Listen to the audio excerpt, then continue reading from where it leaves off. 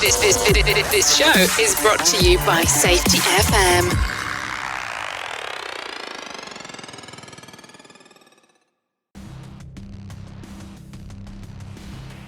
So, I'm working a project in a very urban area. What do you think happens? My starter burns out on my truck. 7 hours later, I get home with the tow truck after I drop it off. It was a nightmare.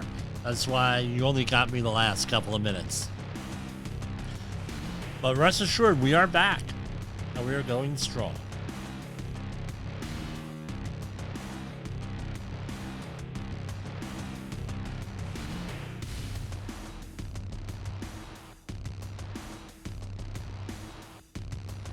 I just like listening to music sometimes.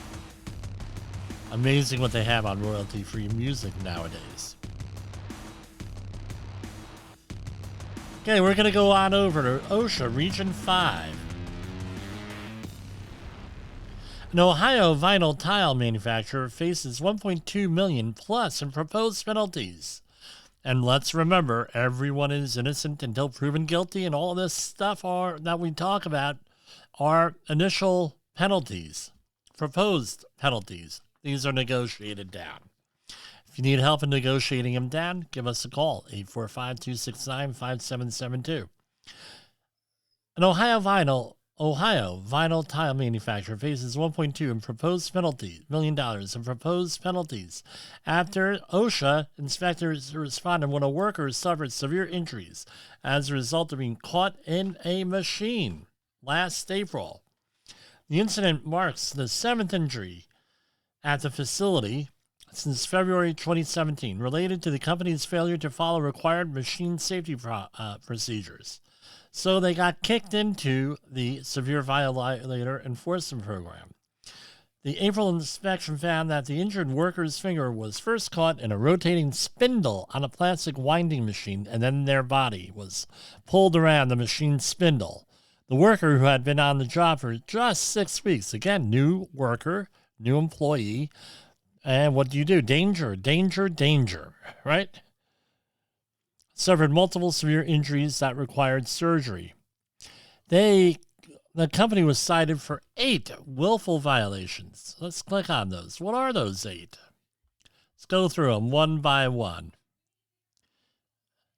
Gotta love that they put all this on the internet. So why do they put this on the internet? Is that the story that I've always heard, now maybe one of our listeners can email me, is that they realize that a lot of companies are just going to go and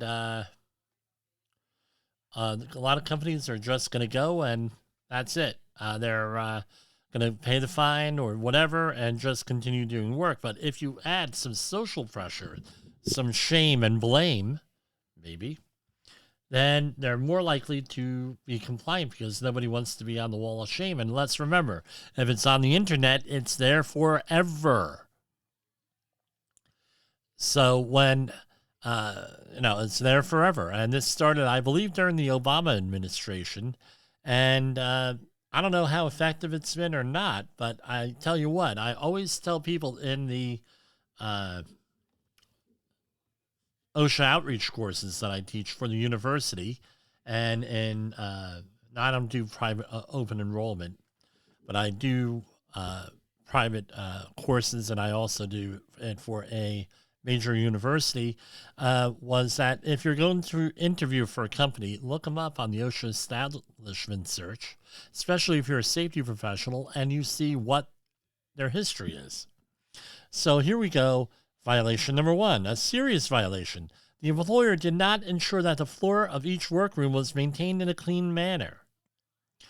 So this is basically a housekeeping.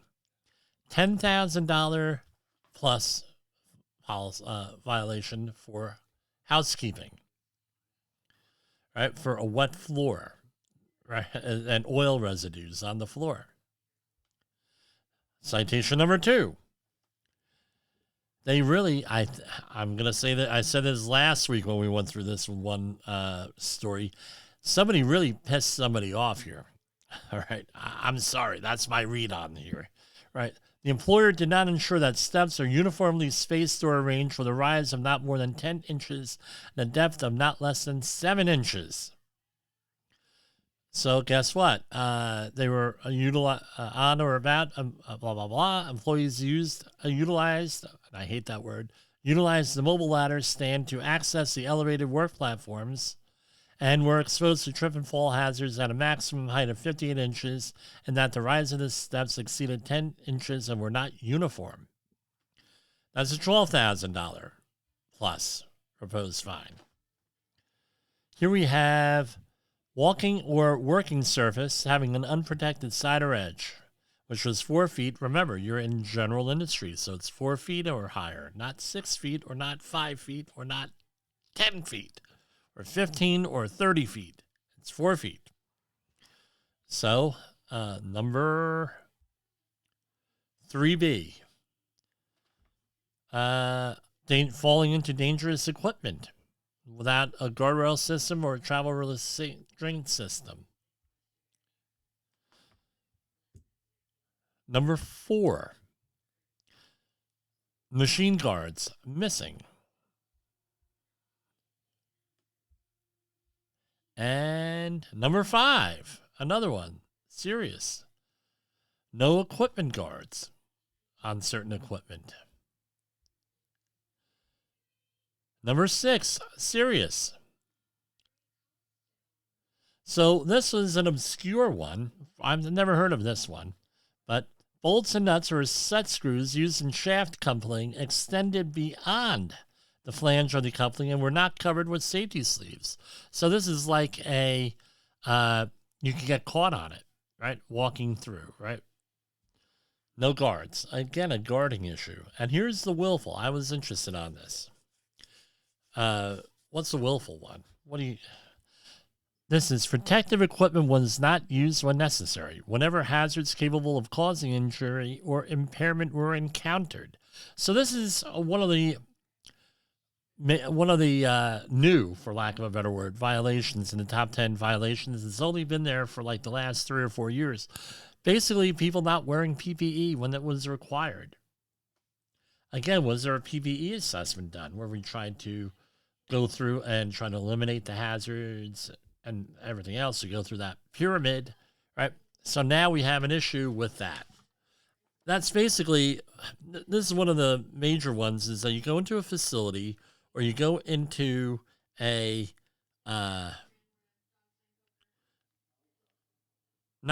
go into a facility or you go to a construction site. People don't want to wear hard hats. People don't want to wear safety glasses. People don't want to do anything on that. I heard it yesterday. I don't want to wear hearing protection because it's uncomfortable. I don't want my guys to wear a harness inside a permit-required confined space in accordance with federal law because it's not convenient, we feel. And then you ask, and it's like, okay, explain to me how. Oh, no, explain to me how you're going to get the guy out of the space then. Oh, well, I'm not sure. Okay, well, now we have an issue. All right. And that all comes in. Let's go story number 2 from OSHA. Federal Appeals Court finds a Pennsylvania poultry processing facility in contempt for failing to pay $162,000 in penalties and address safety violations. So federal court has found a certain company in contempt for failing to pay $162,000 in penalties after an inspection by the U.S. by OSHA found numerous safety hazards. So basically, in 2020, the OSHA, going way back on that, right? Basically, they were assessed citations, and something happened, and they didn't pay. What could cause this sort of thing? A lot of things. No, I doubt, and I highly doubt, a company got something from the Department of Labor, and they just said, screw it. We're not going to respond if these people are going to go away, blah, blah, blah, blah. That's normally not what happens. So, OSHA, let's walk through this. OSHA comes to your facility. They say, "Hi, I'm from the government and I am here to help." And they say, and most people, and they're like, "Oh man, OSHA is here. We are here to help. This is why we are here. We are here to help you." Right? We were called in. We were referred in. We got a report. You reported a fatality. You reported a overnight hospitalization. We got a reference. You're on our frequent violator list. We are on our we're doing a focus type of inspection. We're on our focus list for this industry. They come in.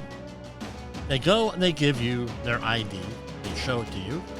And then they probably the first thing they're going to say is, "This is why we're here." Then it's going to be, do you have a safety plan? Can we see your OSHA 300 log?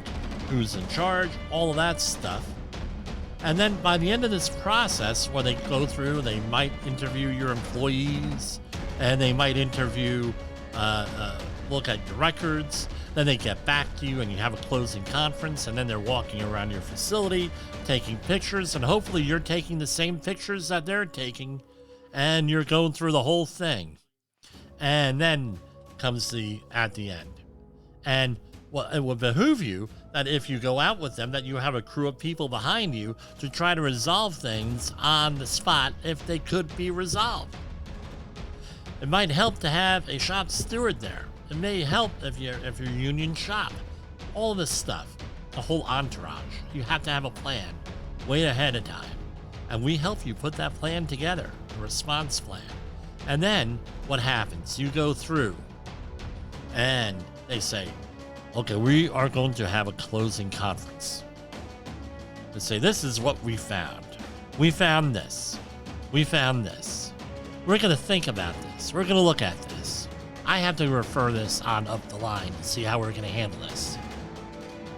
Then you say, "Thank you very much. May I have your name, contact information? We look forward to working with you." Maybe offer them a glass of water, some coffee, some snacks. If it's appropriate. We're not bribing the people, but you want to put guests in your office, at your facility, treat them nice. You get more with honey than with vinegar. You don't want to be like the roofer guy last week who said in that story that said, "The show must go on." And that's what was in the OSHA press release. Then what do you do? OSHA has roughly about 6 months to get back to you. More commonly, unless it's a very serious IDLH type of situation where they got to get back to you immediately, they have to go and get back to you roughly, they get back to you normally 5 months. Usually, more commonly 5 months and 2 weeks, right? Because they have 6 months, they got to negotiate this, they got to go through this whole thing, and you're going to get that. Now, here's the question for you. This is why it's important to get that you give OSHA the right address, and whoever handles the mail, you say, if you get something from the Department of Labor, either certified or not certified, if you get something from the Department of Labor, you have to go and you have to let me know, the person in charge, immediately. A phone call, a fax, an email, paper. Why? Because you have 15 days to respond to this, whether you're going to contest it or not. If you don't contest it, all these initial citations are final. If the person who's in charge of the mail doesn't look at the mail every freaking day, or puts it on the side, or goes on vacation for 2 weeks to Europe, or maybe some other exotic place like Mexico, they're going down to Cabo San Lucas to visit Sammy Hagar. Guess what? You're not, You're not then they come back. Oh, look at the big stack of mail on the desk. My in bin overfloweth, and what happens? You miss that 15-day week window, or worse yet, Department of Labor. It looks like junk mail. Some of that junk mail we use, they throw it out in the garbage, and now you get into this situation here, and this is a situation. Chances are you're not getting out of this. I'm not going to say never. I never say never, but you're not getting out of this. So what happens is you need to go follow up, train your employees, train everybody here, right?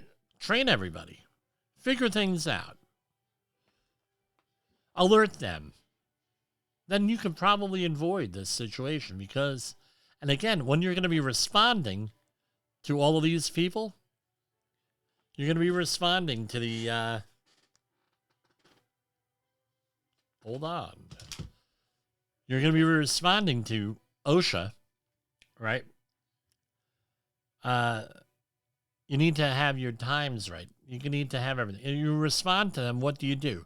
You make damn sure that you do it certified mail, hand delivery and you have them sign for it with a receipt, fax, what have you, to make sure that they received it.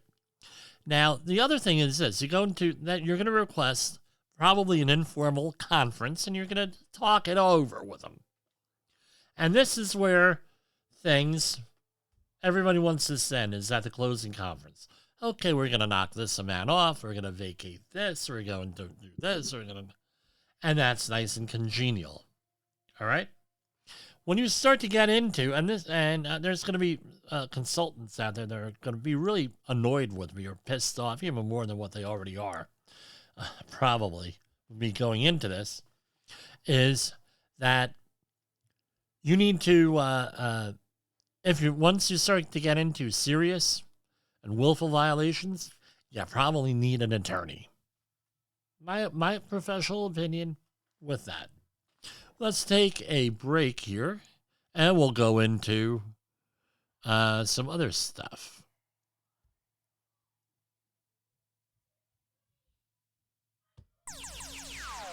Safety Wars is streaming now.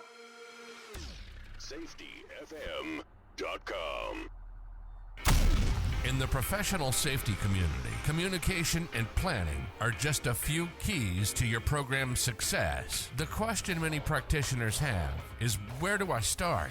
Dr. Jay Allen, the creator of the Safety FM platform and host of the Rated R Safety Show, has built a global foundation to help you along the way. Go to safetyfm.com and listen to some of the industry's best and most involved professionals, including Blaine Hoffman with the Safety Pro, Sam Goodman with the Hop Nerd, Sheldon Primus with the Safety Consultant, Jim Pozell with Safety Wars, Emily Elrod with Unapologetically Bold, and many others. As individuals, we can do great things, but as a team, we become amazing. Dial into safetyfm.com today and surround yourself with a powerful force of knowledge and support.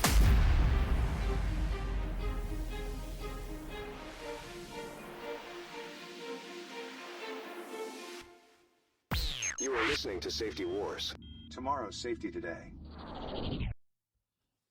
Okay, let's talk a little bit of financial news. And then we're going to go back to the safety.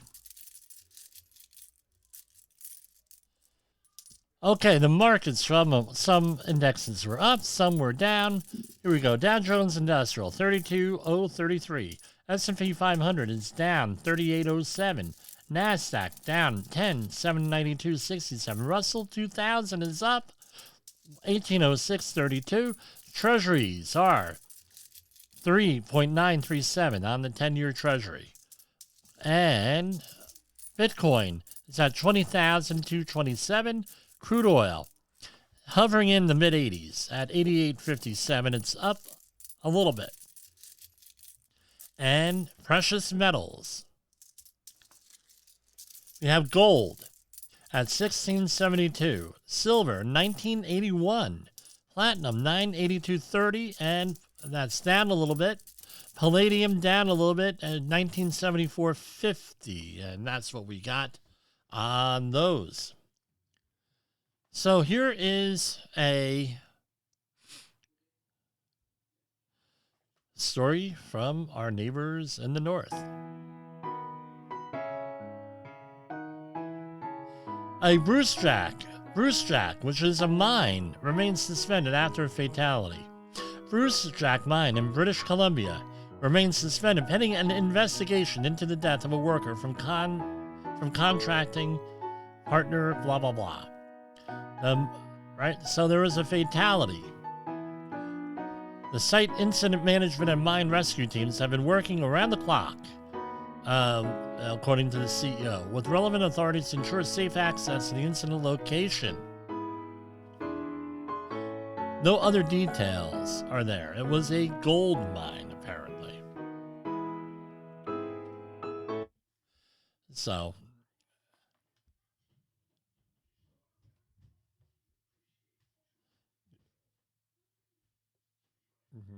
yeah, there is really nothing in here. I just figured I'd reread this story again.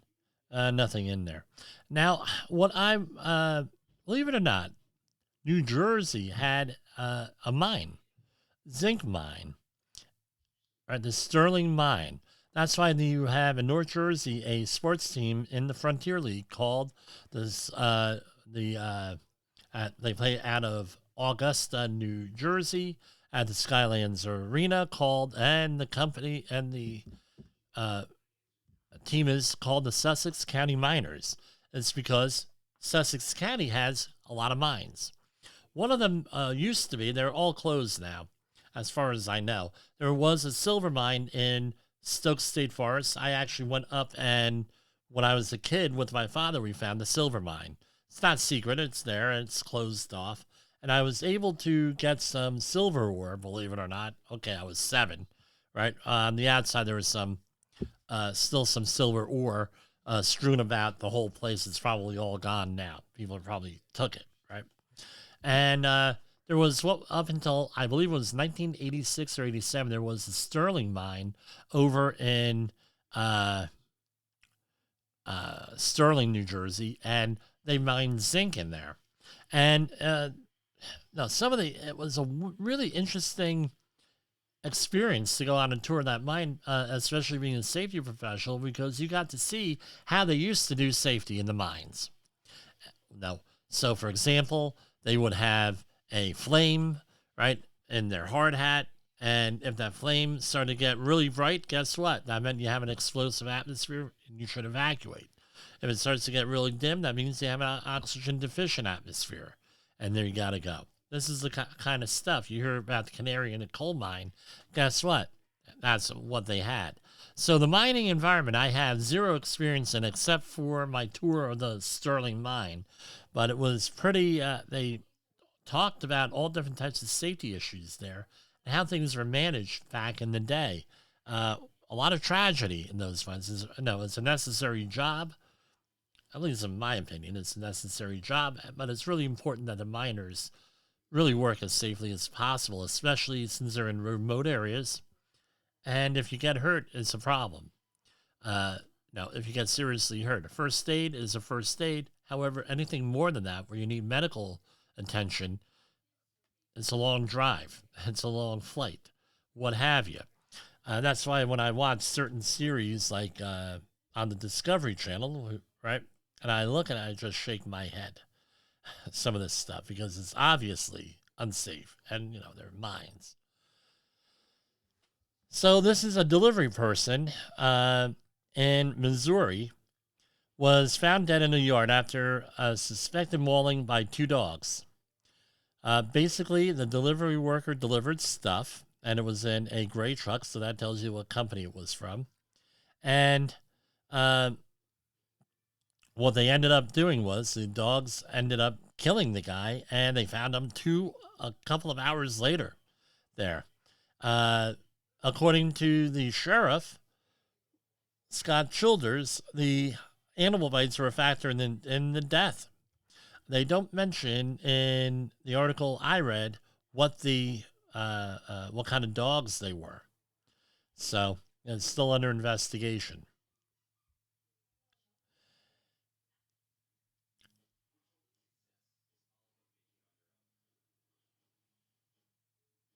Okay. This is actually from, again, up here in the Northeast. So there was a fatality up in Massachusetts outside of Holyoke. In case you've ever heard of Mount Holyoke, Massachusetts. Mount Holyoke is a university. It used to be all girls. One of my best friends, one of the original Ivy League universities. One of my friends is very involved with that. But anyway, this has nothing to do with the university. This is with a cannabis cultivation plant. So essentially a worker got killed from the hazards of ground cannabis dust. It sounds like something like an organic dust toxic syndrome type of thing with this. What it comes down to is this. You have workers. We're all familiar with exposure standards. If you're a safety professional, right? So you have chemicals out there, and I'm told, right, and there's an often quoted statistic. I don't know. No, I haven't sat down and, oh,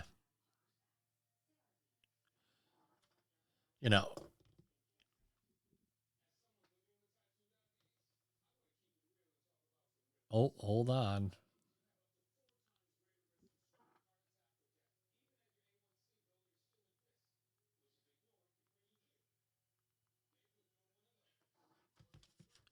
All right. I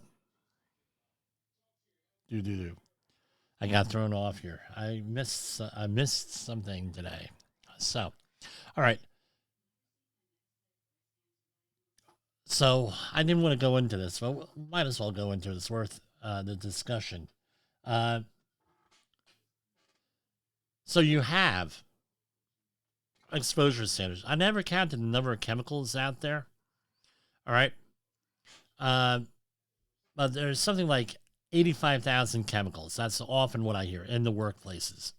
If you look at the exposure standards, and I mean the threshold limit values from the ACGIH, OSHA PELs, and the NIOSH RELs, there's only a small percentage of chemicals that actually have exposure standards.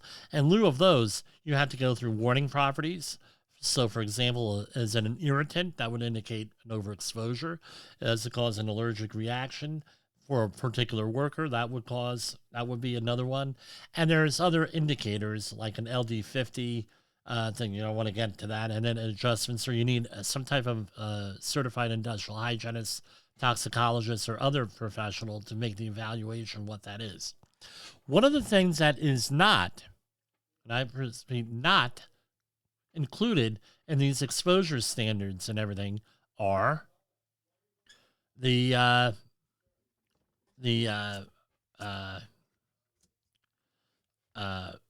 biologicals and certain dusts. So, for example, in this case with cannabis dust, and I'm not involved in the investigation here, it would probably be regulated as dust, as total dust or respirable dust. Total dust, respirable dust meaning the fraction of dust that is less than 10 microns in diameter, and then all the other dusts greater than 10 microns in diameter that are all airborne.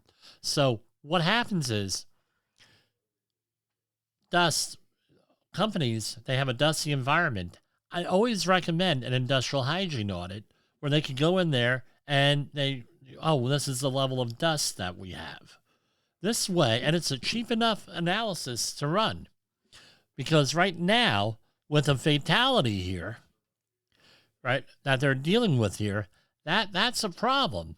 Or anybody else, where you don't have any air monitoring data, you don't have any air sample data, you don't have any assessments done, you have no industrial hygiene data, you have nothing. You essentially have nothing. All right, here. with this. All right, and now you have a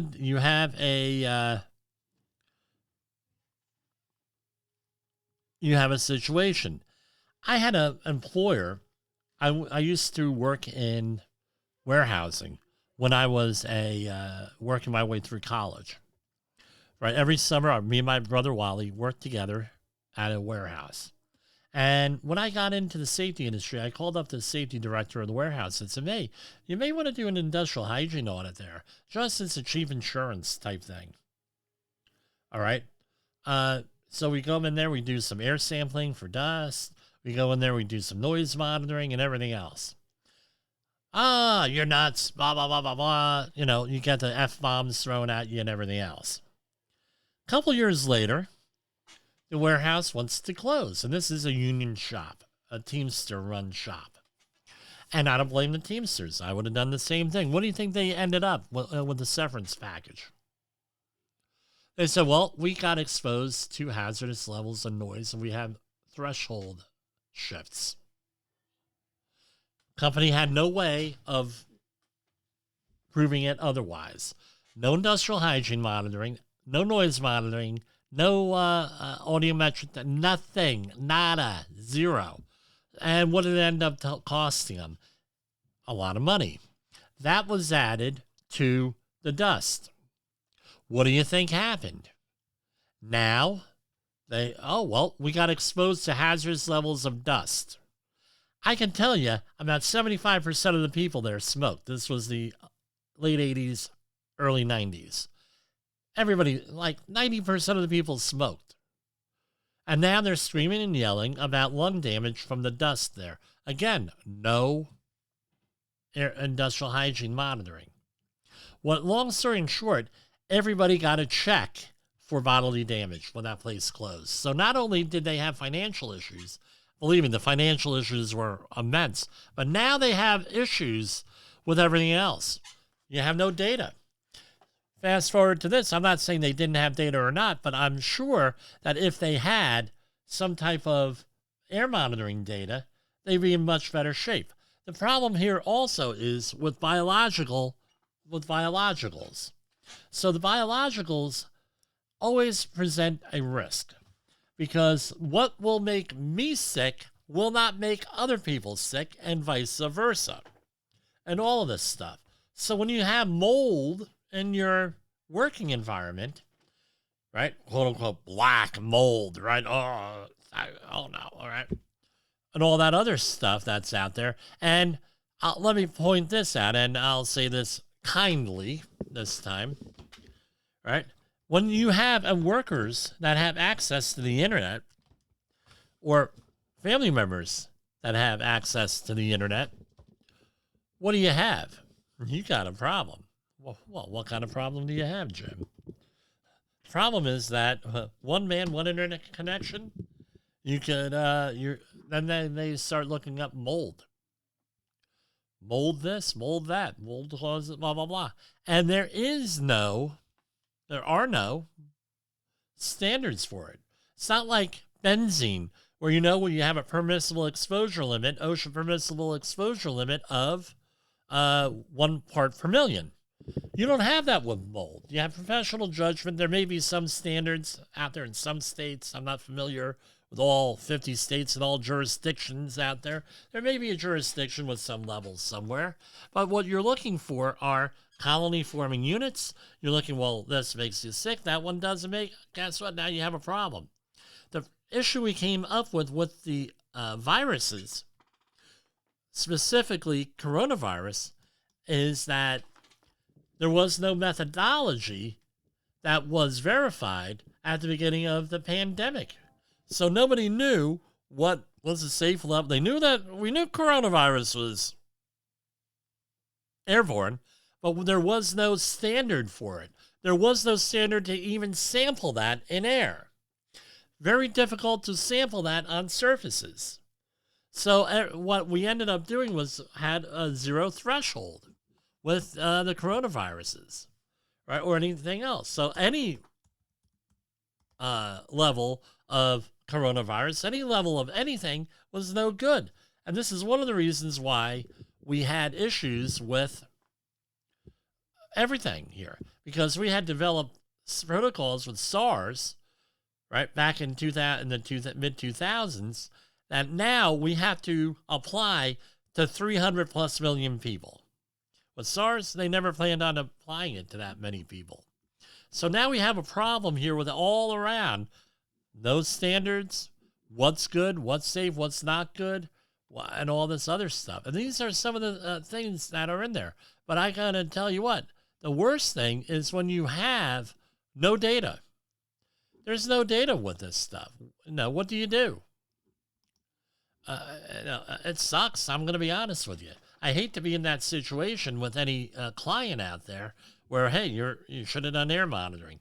I'm dealing on one of the job sites with a sub. I'm working for this for the general contractor, and one of the subs was involved in respirable crystalline silica work. Work. They were doing some stuff. All right, and what happens here, right? We have, we have multiple issues here with the rest. I said, okay, you're going to need to do two things. Either you're going to have to wear respirators, or we do wear respirators for a short period of time, and then we run out and we do respirable crystalline silica sampling, and we come up with air monitoring results or air sample results, and we're able to determine that you don't need to wear respirators. All right? Well, no, we're not going to do that. I said, dude, how long have you been doing this? I've been doing this for 15 years. No one has ever told us to wear respirators. I said, well, here's the respirable crystalline silica standard. This is what it is. Why haven't you been doing this for 5 years? This has been, or 7 years, whatever it was, the amount of time. Well, nobody ever says we have to do it.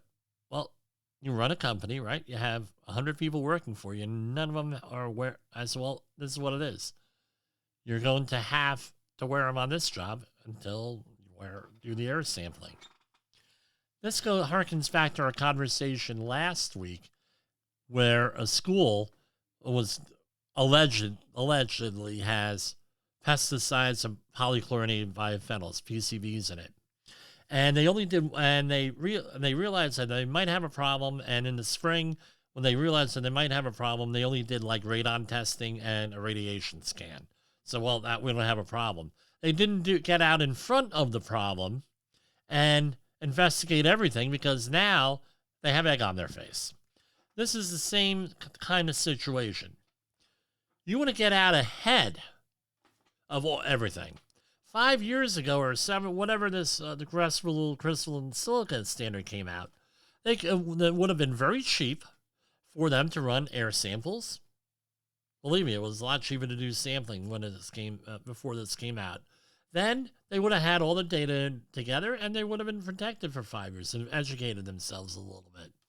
Now, I don't know, they might have had 5 years of exposing their employees to something.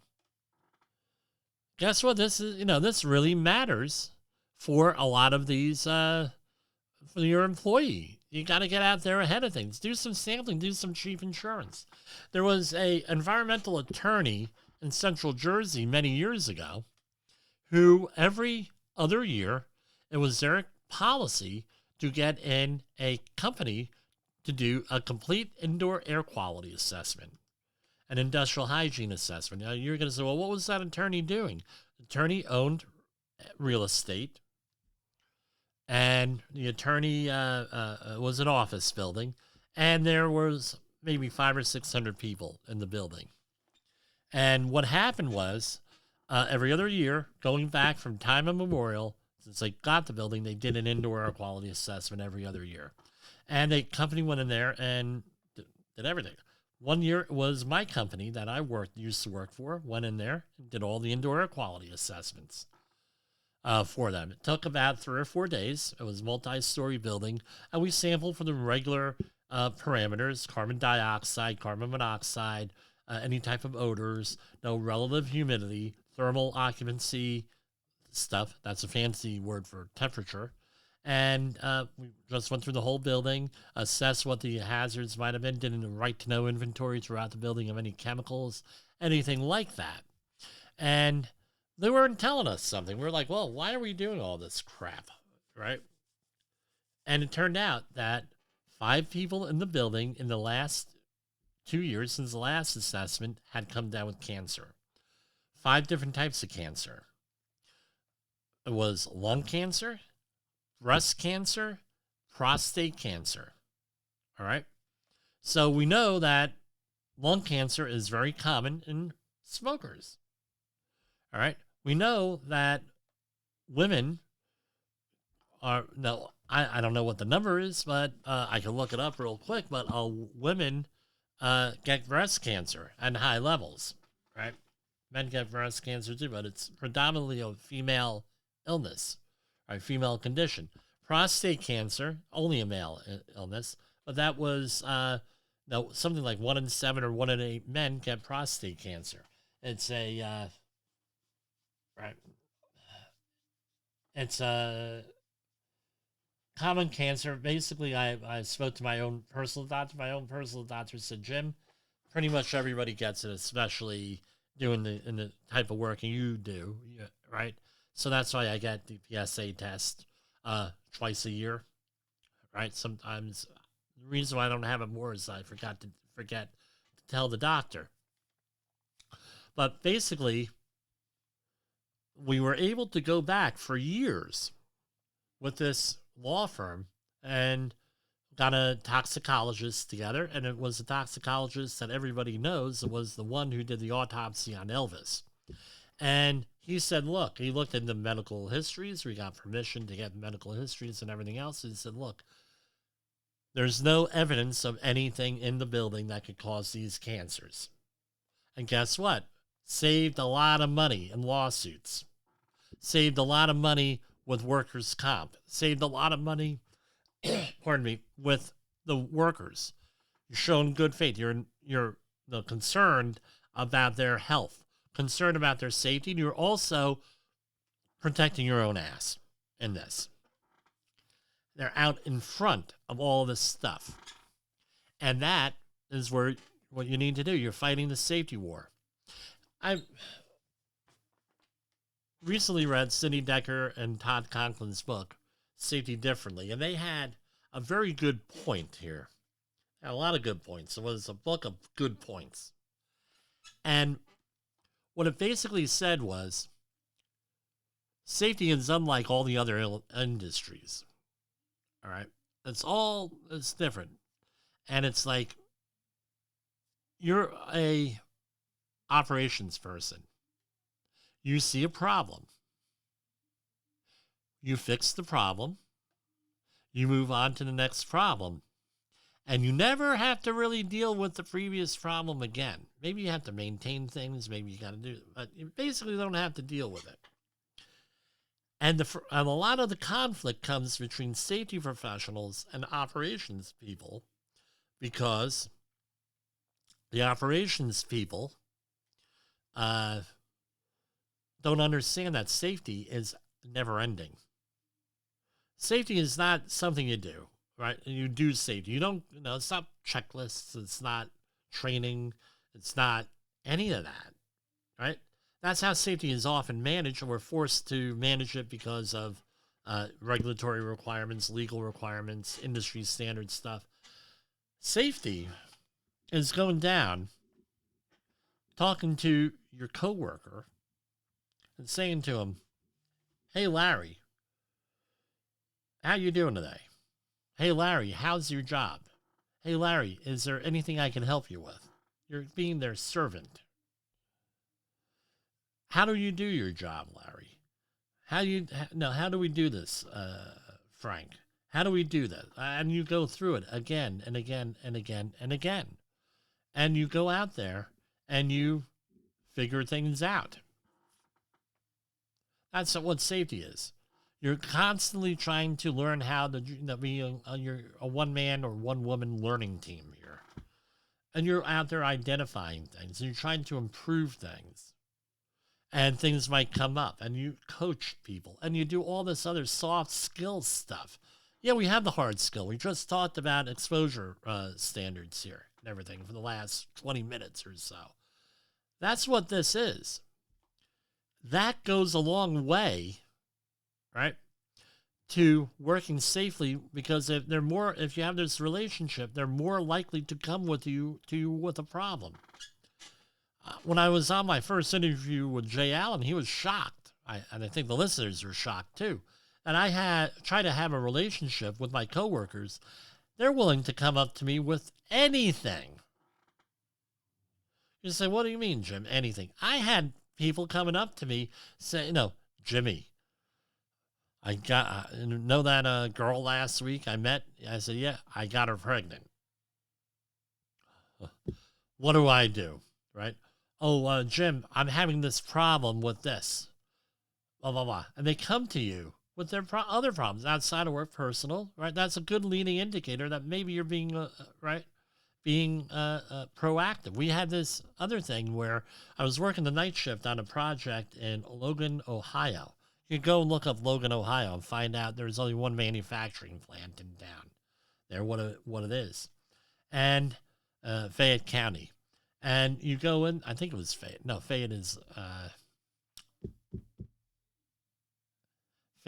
in Kentucky, but I forget what county it is. And I go in there, and guess what? Everybody's out there. They're homesick. This is a shit job. I'm sorry. For 3 months. We're there every day, working 7 days a week, 12 hours a day, with no regard to the fatigue standard. Anyway, we're in there, and guess what? People want home-cooked meals. So I went around to the crew, and it was a small crew of 5 people. I said, hey, what do you like? One guy says, I like chili. I said, you know what? I know I can make a good chili. Right? Love chili.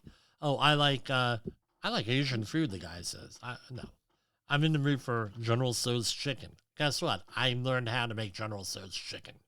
And every week we had meals together, right? Cooked by me. Every week we would have something different, and it was good.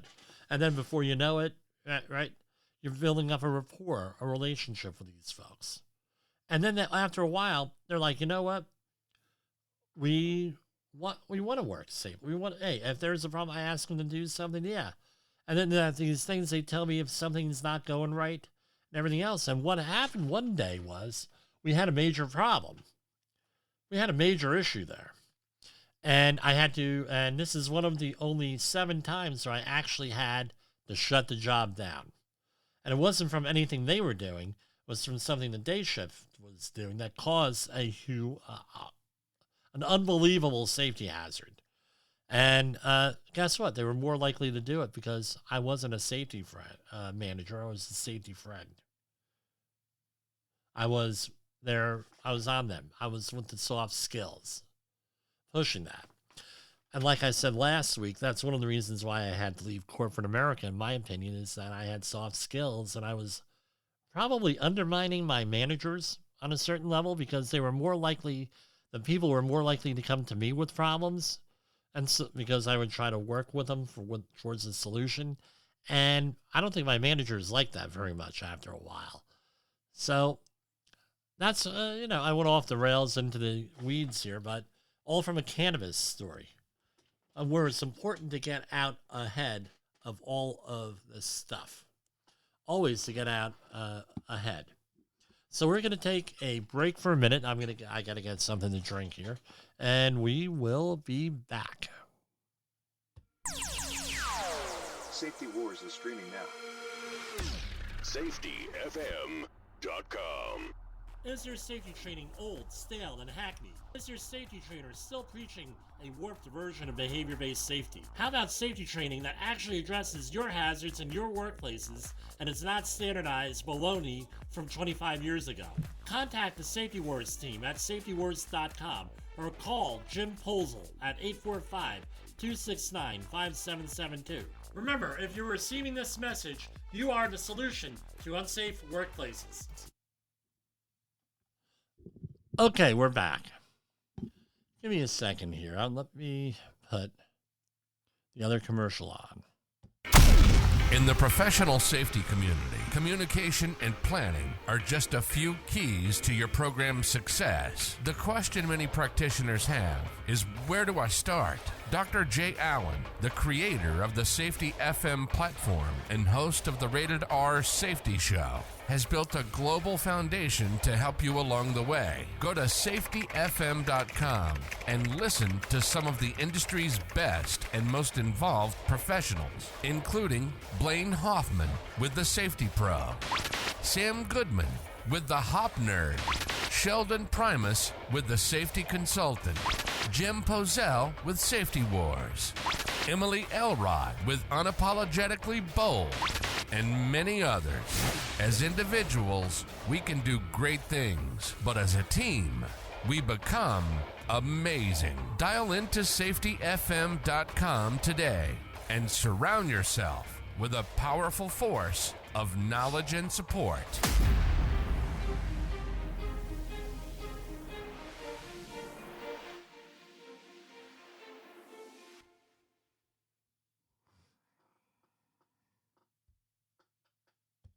You are listening to Safety Wars. Tomorrow's Safety Today. Okay, we're back. All right. Here we have, not often that I run out of things to talk about, as everybody knows. And most of this is done without notes. So, we're going to be talking about Russian President Vladimir Putin. He has been named the chief exorcist by the head of the country's Orthodox Church, as the Kremlin seeks to redefine the goals of its invasion in the Ukraine. So, basically, this is what the story is.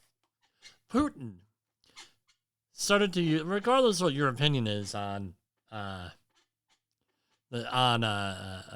war in the Ukraine here, right? He invaded the neighboring country, right? In February, blah, blah, blah. He used the word denazification. He said the goal of his special military operation was denazification. Well, things haven't worked out very good for Vlad here since February, right? So we're 8 months into this, a little bit over 8 months, and he said, we got to start.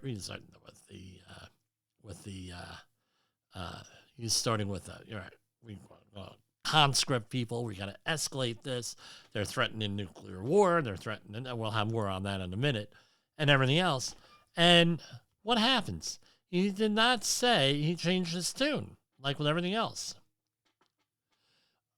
So basically, he has now stated that they are de-Satanizing the Ukraine, right? And basically, the Russian government, this is not opinion, this is what's been widely reported, is very closely associated with the Russian Orthodox Church. Right? So one hand washes the other sort of thing here is my read on this, and that's my opinion on that. So since they've been saying that this is de-Satanization, the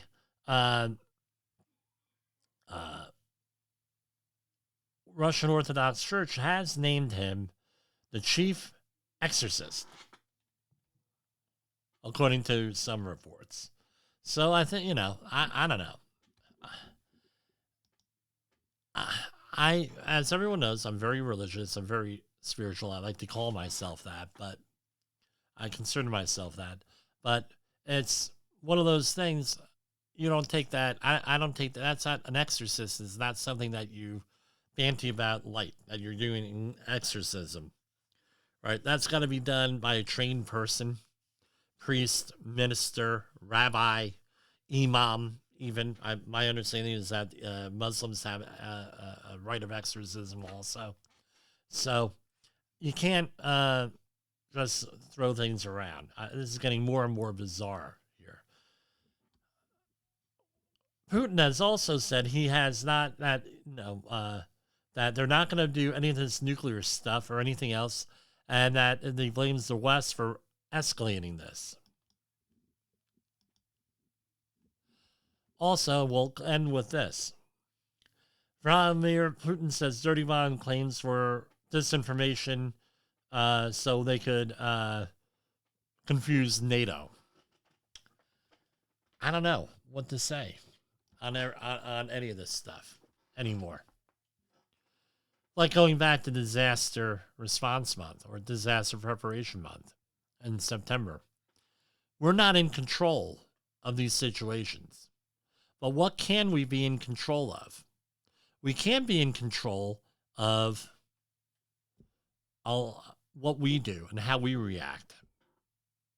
Who we put into power. In the United States, we have less than 2 weeks left for an election. Who we vote for. Where we live. How we manage things. That's what we have control with. And that's all part of fighting that there safety war. So good night, everybody, for Safety Wars and the Safety FM network. We'll see you tomorrow.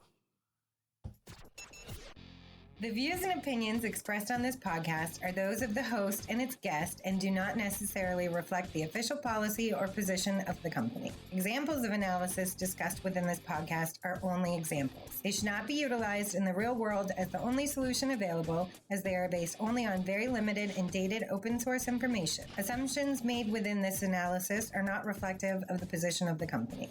No part of this podcast may be reproduced, stored in a retrieval system, or transmitted in any form or by any means, mechanical, electronic, recording, or otherwise, without prior written permission of the creator of the podcast, Jay Allen.